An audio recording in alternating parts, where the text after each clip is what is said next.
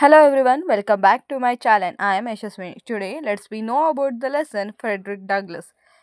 So before starting with, please subscribe to my channel and like the video. So now let's begin with the lesson Frederick Douglass. So ಇಡೀ ಲೆಸನಲ್ಲಿ Friedrich Douglass ಅವರ life ಹೇಗಿತ್ತು ಅನ್ನೋದನ್ನ explain ಮಾಡುತ್ತೆ. ಅವರು ಒಂದು American slave ಆಗಿದ್ರು. Even ಅವರು ಬರ್ತ್ date ಸಹ ಗೊತ್ತಿರಲ್ಲ. ಒಂದು ಅಂದಾಜಲ್ಲಿ 1817 ಅಥವಾ 1818 ಅಂತ ಅಂದ್ಕೊಂಡಿರ್ತಾರೆ ಅಷ್ಟೇ. ಅವರ ಬರ್ತು ಸಹ ಗೊತ್ತಿರಲ್ಲ. ಅವರು ಅಮೇರಿಕನ್ ಸ್ಲೇವ್ ಆಗಿರ್ತಾರೆ. ಅವರು ಯಂಗ್ ಬಾಯ್ ಇದ್ದಾಗಲೇ ಅವರನ್ನ ಬಾಲ್ಟಿಮೋರ್ ಅನ್ನೋ ಒಂದು ಪ್ಲೇಸಿಗೆ ಕಳಿಸಿರ್ತಾರೆ. I was born in Tuckahoe near the Hillsborough and about 12 miles from the Keystone in Talbot County, Maryland. I have no accurate knowledge of my age, never having seen any authentic record containing it. So ಇವರು ಎಲ್ಲಿ ಹುಟ್ಟಿದ್ರು ಅಂತಂದರೆ Tokyo ಅನ್ನೋ ಒಂದು ಪ್ಲೇಸಲ್ಲಿ ಹುಟ್ಟಿರ್ತಾರೆ. ಅದು 12 miles ಇರುತ್ತೆ ಈಸ್ಟರ್ನಿಂದ. ಮೆರಿಲ್ಯಾಂಡ್ ಅನ್ನೋ ಒಂದು ಪ್ಲೇಸಲ್ಲಿ ಹುಟ್ಟಿರ್ತಾರೆ. ಅವರಿಗೆ ಅವರ ಏಜ್ ಎಷ್ಟು ಅನ್ನೋ ಸಹ ಒಂದು ನಾಲೆಜ್ ಇರೋದಿಲ್ಲ. ಅವ್ರ ಏಜ್ ಎಷ್ಟು ಅನ್ನೋದು ಸಹ ಅವ್ರಿಗೆ ಗೊತ್ತಿರಲ್ಲ. ಮತ್ತು ಅವ್ರು ಇಲ್ಲಿಗಂಟ ಅವ್ರ ಏಜ್ ಎಷ್ಟು ಅನ್ನೋ ಒಂದು ರೆಕಾರ್ಡ್ನು ಸಹ ನೋಡಿರಲ್ಲ. By far the larger part of the slave know as a little of their age as the horses know of their and it is the wish of those masters within my knowledge to keep their slaves thus ignorant. So ಸ್ಲೇವ್ಸಿಗೆ ಅವರ birth date ಗೊತ್ತಿರಲ್ಲ ಮತ್ತು ಅವ್ರ age ಏನು ಅನ್ನೋದು ಗೊತ್ತಿರಲ್ಲ. ಅದನ್ನು ಇಲ್ಲಿ ಏನಕ್ಕೆ ಕಂಪೇರ್ ಮಾಡ್ತಾರೆ ಅಂತಂದರೆ ಆರ್ಸಸ್ಗೆ. ಸೊ ಆರ್ಸ್ ಕುದುರೆ ಹುಟ್ಟಿದಾಗ ಅದ್ರ ಏಜ್ ಬರ್ತ್ ಡೇಟ್ನ ಅಥವಾ ಅದು ಬೆಳೀತಾ ಅದ್ರ ಏಜ್ ಏನು ಅಂತ ಗೊತ್ತಿರಲ್ಲ. ಸೊ ಅದೇ ಥರ ಇವ್ರುಗಳಿಗೂ ಸಹ ಅವ್ರ ಏಜ್ ಏನು ಅಂತ ಗೊತ್ತಿರಲ್ಲ. ಅಷ್ಟೇ ಅಲ್ಲದೆ ಅವ್ರ ಮಾಸ್ಟರ್ಸು ಸಹ ಈ ಸ್ಲೇವ್ಸ್ನ ಬರ್ತ್ ಡೇಟ್ ಆಗಿರಲಿ ಏಜ್ನೆಲ್ಲ ತುಂಬ ಸೀಕ್ರೆಟಾಗಿ ಇಡೋಕ್ಕೆ ಇಷ್ಟಪಡ್ತಾರೆ. ಅದನ್ನೆಲ್ಲ ಗೊತ್ತಾಗಬಾರ್ದು ಸ್ಲೇವ್ಸ್ಗೆ ಅಂತ ಹೇಳಿ ಅದನ್ನೆಲ್ಲ ಇಗ್ನೋರೆಂಟ್ ಮಾಡ್ತಾರೆ. I do not remember to have ever met a slave would could tell of his birthday. They Solomon come nearer to it than planting time, harvest time, cherry time, spring time or fall time. So ಇಲ್ಲಿಗಂಟ ಅವರು ಯಾವುದೇ ರೀತಿಯ ಸ್ಲೇವ್ಸ್ನು ಸಹ meet ಮಾಡಿಲ್ಲ.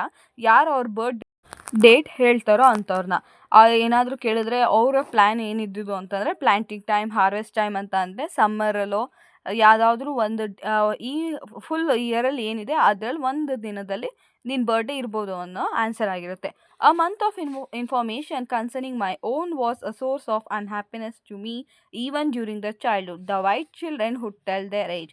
So ಅವ್ರ ಬಗ್ಗೆ ಯಾವ information ಗೊತ್ತಿರಲಿಲ್ಲ. ಸೊ ಇದರಿಂದ ಅವರಿಗೆ ತುಂಬಾ ಬೇಜಾರಾಗ್ತಿತ್ತು.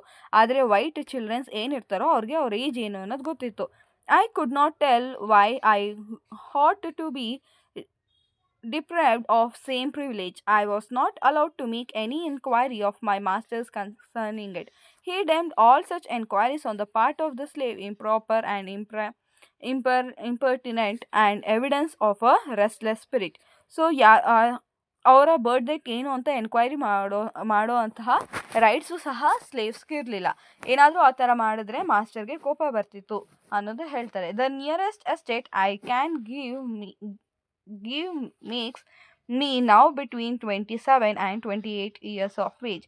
ಸೊ ಅವ್ರಿಗೆ ಈಗ ಒಂದು ಐಡಿಯಾ ಇರೋದು ನನ್ನ ಏಜು ಒಂದು 28-27 ಮಧ್ಯದಲ್ಲಿ ಇರ್ಬೋದು ಅಂತ. I come to this from hearing my master say sometime during 1835 I was about 17 years old. So ಅವ್ರಿಗೆ ಅವ್ರ ಏಜು ಒಂದು 28-27 ಇರ್ಬೋದು ಅಂತ ಯಾವಾಗ ಗೊತ್ತಾಗೋದು ಅಂತ ಅಂದರೆ ಅವ್ರ ಮಾಸ್ಟರ್ ಹೇಳ್ತಿರ್ತಾರೆ ದಟ್ 1835 ಫ್ರೆಡ್ರಿಕ್ ಡಗ್ಲಸ್ ಅವರು 17 ಇಯರ್ಸ್ ಓಲ್ಡ್ ಇದ್ರು ಅಂತ. ಸೊ ಆ ಕ್ಯಾಲ್ಕುಲೇಷನ್ ಮೇಲೆ ಅವರು 28-27 ಇರ್ಬೋದು ನನ್ನ ಏಜ್ ಈಗ ಅಂತ ಹೇಳ್ತಾರೆ. My mother was named Harriet Bailey. She was the most daughter of Icus and the Bastille Bali, both colored and quite dark. My mother was of darker complexion than either my grandmother or a grandfather. So ಏನು ಅಂತ ಅಂದರೆ ಅವ್ರ ಅಮ್ಮನ ಹೆಸರು ಆರೆಟ್ ಬ್ಯಾಲಿ ಅನ್ನೋದು ಅವ್ರ ಅಮ್ಮನ ಹೆಸರಾಗಿರುತ್ತೆ. So ಅವರ ಅಂದರೆ ಫ್ರೆಡ್ರಿಕ್ ಡಗ್ಲಸ್ ಅವರ ಅಜ್ಜಿ ತಾತನ ಹೆಸರು ಐಕಸ್ ಆ್ಯಂಡ್ ಬೆಸ್ಟೈ ಬ್ಯಾಲಿ ಆಗಿರುತ್ತೆ. ಸೊ ಅವ್ರು ಬೋತ್ ವೇರ್ ಕಲರ್ಡ್ ಪೀಪಲ್ ಆಗಿರ್ತಾರೆ ಬಟ್ ಕ್ವೈಟ್ ಡಾರ್ಕ್ ಆಗಿರ್ತಾರೆ.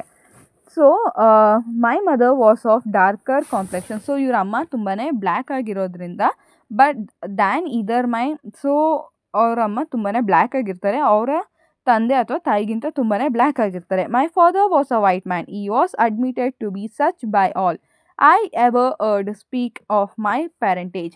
This opinion was also whispered that my master was my father, but of the correctness of this opinion.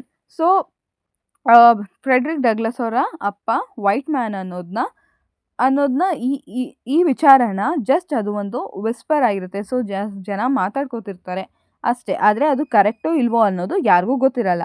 I know nothing the means of knowing what with held for me. My mother and I way separated when I was but an infant. So ಇವ್ರನ್ನ ಮತ್ತು ಇವ್ರ ಅಮ್ಮನ್ನ ದೂರ ಮಾಡಿರೋದು ಅವರು ಒಂದು infant ಇದ್ದಾಗ, ಅಂದರೆ ಒಂದು ತಿಂಗಳು 2 ತಿಂಗಳು ಮಗು ಇದ್ದಾಗಲೇ ಫ್ರೆಡ್ರಿಕ್ ಡಗ್ಲಸ್ ಅವ್ರ ಅಮ್ಮನಿಂದ ದೂರ ಮಾಡಿರ್ತಾರೆ.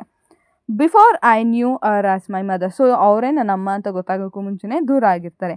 It is a common custom in the part of Maryland from which I ran away to part children from their mothers at very early age. Frequently, before the child has reached its 12th month, its mother is taken from it and hired out on same farm a considerable distance off, and the child is placed under the farm considered under the care of an old woman, too old for field labor. So ಆ ಮಗುನ ಅಮ್ಮನಿಂದ ದೂರ ಮಾಡಾದ್ಮೇಲೆ ಮಗುಗೆ 12 ತಿಂಗಳು ಆಗೋಷ್ಟರಲ್ಲೇ ಅವ್ರ ತಾಯಿನ ಆ ಪ್ಲೇಸಿಂದ ಬೇರೆ ಪ್ಲೇಸಿಗೆ ಶಿಫ್ಟ್ ಮಾಡಿಬಿಡ್ತಾರೆ. ಅಷ್ಟೇ ಅಲ್ಲದೆ ಆ ಮಗು ಏನಿರುತ್ತೋ ಆ ಮಗುನ ಯಾರೋ ಓಲ್ಡ್ ವುಮೆನ್ ಕೇರ್ ಮಾಡ್ತಿರ್ತಾಳೆ. For what the separation is done I do not know unless it be to hinder the development of the child's affection towards his mother. So ಈ ಸಪ್ರೇಷನ್ ಏನಕ್ಕೆ ಮಾಡಿದ್ದಾರೆ ಅಂತ ಫ್ರೆಡ್ರಿಕ್ ಡಗ್ಲಸ್ಗೂ ಅರ್ಥ ಆಗ್ತಿರಲ್ಲ. ಮೇ ಬಿ ಅದು child affection towards mother. So child ಮಗು ಜೊತೆನೆ ಬೆಳೆದು ಬಿಟ್ರೆ ಆದರೂ ತಾಯಿನೇ ಬೇಕು ಅನ್ನೋ ಅಫೆಕ್ಷನ್ ಮಕ್ಕಳ ಜಾಸ್ತಿ ಆಗುತ್ತೆ ಅನ್ನೋ ಕಾರಣಕ್ಕಿರ್ಬೋದು. And to blunt and destroy the natural affection of the mother for the child. This is the inevitable result. So ಮಗುನ ಮತ್ತು ತಾಯಿನ ದೂರ ಮಾಡೋದ್ರಿಂದ ಅವರಿಬ್ಬರು ನ್ಯಾಚುರಲ್ ಆಗಿ ಅಫೆಕ್ಷನ್ ಏನಿರುತ್ತೋ ಅದು ದೂರ ಆಗುತ್ತೆ ಅನ್ನೋದು ಅವರ ಐಡಿಯಾ ಆಗಿತ್ತು ಅಂತ ಫ್ರೆಡ್ರಿಕ್ ಡಗ್ಲಸ್ ಹೇಳ್ತಾರೆ. I never saw my mother to know her as such more than 4 or 5 times in my life, and each of these time was very short in duration and at night. So ಇಲ್ಲಿಗಂಟ Frederick Douglass ಅವರು ಅವ್ರ ಅಮ್ಮನ್ನೇ ನೋಡಿರಲ್ಲ, ಮತ್ತು ಅವ್ರು ಯಾರು ಅನ್ನೋದು ಸಹ ಅವರಿಗೆ ಗೊತ್ತಿರಲ್ಲ. ಇಲ್ಲಿಗಂಟ ಅವರು 4 times 5 times ಅಷ್ಟೇ ಅವ್ರ ಅಮ್ಮನ್ನ ಅವ್ರ ಲೈಫಲ್ಲಿ ನೋಡಿರೋದು, ಅದು ಕೂಡ ರಾತ್ರಿ ಟೈಮಲ್ಲಿ. ಅದು ಶಾರ್ಟ್ ಡ್ಯೂರೇಷನ್, ಸ್ವಲ್ಪ ಹೊತ್ತು ಮಾತ್ರ ಅವ್ರ ಅಮ್ಮನ್ನ ನೋಡಿರ್ತಾರೆ. She was hired by Mister Stewart who lived 12 miles from my home. She made a journey to see me in night, traveling the whole distance on foot after the performance of her day's work. So ಅವರ ಅಮ್ಮ ಅಂದರೆ ಡಗ್ಲಸ್ ಅವರ ಅಮ್ಮ mister Stewart ಅವರ ಕೈ ಕೆಳಗಿರ್ತಾರೆ. So ಅದು ಒಂದು 12 miles ದೂರ ಇರುತ್ತೆ ಡಗ್ಲಸ್ ಅವರ ಇದ್ದಿದ್ದ ಜಾಗದಿಂದ. ಸೊ ಡಗ್ಲಸ್ ಅವ್ರ ಅಮ್ಮ ಯಾವಾಗಲೂ ನೈಟೇ ಅವ್ರನ್ನ ನೋಡೋಕೆ ಬರ್ತಾ ಇದ್ದಿದ್ದು, ಅದು ಅವ್ರ ಕೆಲಸ ಎಲ್ಲ ಮುಗಿದ ಮೇಲೆ. She was a field hand and a whipping is the penalty of not being in a field at sunrise unless a slave has special permission from his or her master of the contrary, a permission which their seldom get.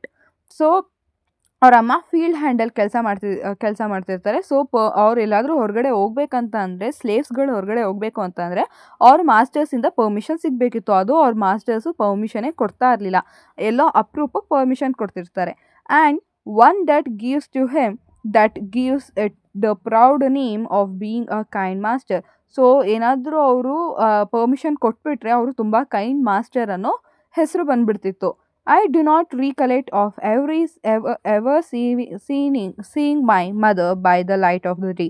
She was with me in the night she could live. So ಅವ್ರ ಅಮ್ಮನ ಇಲ್ಲಿಗಂಟ ಅವರು ಬೆಳಗ್ಗೆ ನೋಡಿರೋ ಯಾವುದೇ ರೀತಿಯ memories ಇಲ್ಲ. ಅವರಮ್ಮ ಯಾವಾಗಲೂ ನೈಟಲ್ಲಿ ಬರ್ತಿದ್ರು, ಮತ್ತು she would leave down with me. So ಅವ್ರ ಅಮ್ಮ ಬಂದಾಗ ಡಗ್ಲಸ್ ಜೊತೆ ಮನೆ ಕೊತ್ತಿದ್ರು and get me to sleep, but long before I wake she was gone. So ಅವರಮ್ಮ ಬಂದು ಡಗ್ಲಸ್ ಮನಿಕೊಳಗಂಟ ಅವ್ರ ಜೊತೆ ಇದ್ದು ಅವ್ರು ಎದ್ದೋಳಷ್ಟರಲ್ಲಿ ಅವರಮ್ಮ ಹೊಂಟೋಗ್ತಿದ್ರು. Very little communication took place between us that soon ended what little we could have while she lived. So ಬರೀ ಸ್ವಲ್ಪನೇ ಮಾತುಕತೆ ಆಗ್ತಿದ್ದು ಅವರಿಬ್ಬರ ಮಧ್ಯೆ. ಆದರೆ ಆ ಸಣ್ಣ ಮಾತುಕತೆಯೂ ಸಹ ತುಂಬ ಬೇಗನೆ ನಿಂತೋಗುತ್ತೆ, ಯಾಕಂದರೆ ಅವರಮ್ಮ ಸತ್ತೋಗ್ತಾರೆ. And with it her hardship and suffering. So ಅದು ಸಹ ಅವರಮ್ಮ ಅಷ್ಟು ಕಷ್ಟಪಟ್ಟು ಬಂದರೂ ಏನೇ ಮಾಡಿದರೂ ಸಹ ಸ್ವಲ್ಪನೇ ಕಮ್ಯುನಿಕೇಷನ್ ಇರ್ತಿದ್ದು. ಆದರೆ ಅವರು 7 years old ಇದ್ದಾಗಲೇ ಸತ್ತೋಗ್ತಾರೆ. On one of my master's farm near Lee's Mill. I was not allowed to be present during her illness at her death or a burial. So ಅವರಮ್ಮ ಎಲ್ಲಿ ಸತ್ತಿದ್ದು ಅಂತ ಅಂದರೆ ಅವರ ಮಾಸ್ಟರ್ಸ್ ಡಗ್ಲಸ್ ಅವರ masters farm near Lee's Mill. ಆ Lee's Mill ಅನ್ನೋ ಒಂದು ಪ್ಲೇಸಲ್ಲಿ ಸಾಯ್ತಾರೆ. ಆದರೆ ಅವರ ಅಮ್ಮಂಗೆ ಹಿಲ್ಲಾಗಿ ಜ್ವರ ಬಂದು ಡೆತ್ ಆಗಿದ್ದರೂ ಸಹ ಅವರ ಅಮ್ಮನ್ನ ನೋಡೋದಕ್ಕೆ ಡಗ್ಲಸ್ಗೆ ಪರ್ಮಿಷನ್ ಇರಲ್ಲ. Never having enjoyed to any considerable extent a smoothing presence, her tender and watchful care, I received the tending of her death, which much the same emotion I should have probably felt at the death of a stranger. So ಅವರಿಗೆ permission ಸಿಗದೇ ಇರೋದ್ರಿಂದ ಅವ್ರ ಅಮ್ಮನ್ನ ಕೊನೆಯದಾಗಿ ನೋಡೋಕ್ಕೂ ಸಹ ಅವ್ರಿಗೆ ಹೋಗೋದಕ್ಕಾಗೋದಿಲ್ಲ. So ಅವ್ರ ಅಮ್ಮನ ಡೆತ್ ಆಗಿದ್ರೂ ಸಹ ಅವ್ರಿಗೆ ಯಾವುದೇ ರೀತಿಯ ಎಮೋಷನ್ಸ್ ಇಲ್ಲ ಅನ್ನೋಂಗೆ ಅವ್ರು ಇರಬೇಕಾಗಿರುತ್ತೆ. ಅದು ಯಾರೋ ಗೊತ್ತಿಲ್ಲದೆ ಇರೋರು ಸತ್ತಿದ್ದಾರೆ ಅನ್ನೋ ಥರ ಇರೋ ಪರಿಸ್ಥಿತಿ ಬಂದಿರುತ್ತೆ. Called the suddenly away, she left me without the slightest intimation of who my father was. The whisper that my master was my father may or may not be true, and true or false is it of but little consequence to my purpose, which the fact remains in all its glaring odiousness. So ಏನೇ ಆಗಿದ್ರು ಸಹ ಅವರ ತಂದೆ ಯಾರು ಅನ್ನೋದನ್ನೇ ಹೇಳಿರೋದಿಲ್ಲ. So ಆದರೆ ಇಡೀ ಇದರಲ್ಲಿ ಆ ಒಂದು ಪ್ಲೇಸಲ್ಲಿ ಇದ್ದಿದ್ದು ಏನು ಅಂತ ಅಂದರೆ ಅವರ ಡಗ್ಲಸ್ ಮಾಸ್ಟರ್ ಏನಿದ್ರು ಅವರೇ ಅವರ ಫಾದರ್ ಅನ್ನೋ ಒಂದು ವಿಸ್ಪರಿಂಗ್ ನಡೀತಿರುತ್ತೆ ಅಷ್ಟೇ, ಗಾಳಿ ಸುದ್ದಿ ಆಗಿರುತ್ತೆ ಅದು. ಆದರೆ ಅದು ನಿಜನೂ ಆಗಿರ್ಬೋದು, ನಿಜನೂ ಆಗದೇ ಇರ್ಬೋದು, ನಿಜನೋ ಸುಳ್ಳು ಏನೋ, ಆದರೆ ಇದೊಂದು ಮಾತುಕತೆ ನಡೀತಿರುತ್ತೆ ಅನ್ನೋದನ್ನ ಹೇಳ್ತಾರೆ. That slave holder have ordained and by law established that the children of the slave woman shall in all the case follow the condition of their mothers, and this is done to slave holder ಹೇಳಿರೋ ಹಾಗೆ ಮತ್ತೆ ಅವರು establish ಮಾಡಿರೋ ಲಾ ಪ್ರಕಾರ slave women's children's ಏನಿರ್ತಾರೋ ಅವರ mother condition ಏನೇ ಇದ್ರೂ ಅದನ್ನು follow ಮಾಡಬೇಕಾಗಿರುತ್ತೆ.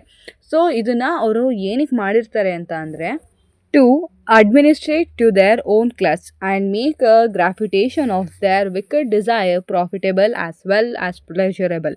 For by this cunning arrangement the slaveholders, in case not a few, sustains to his slaves to the double relationship of a master and the father.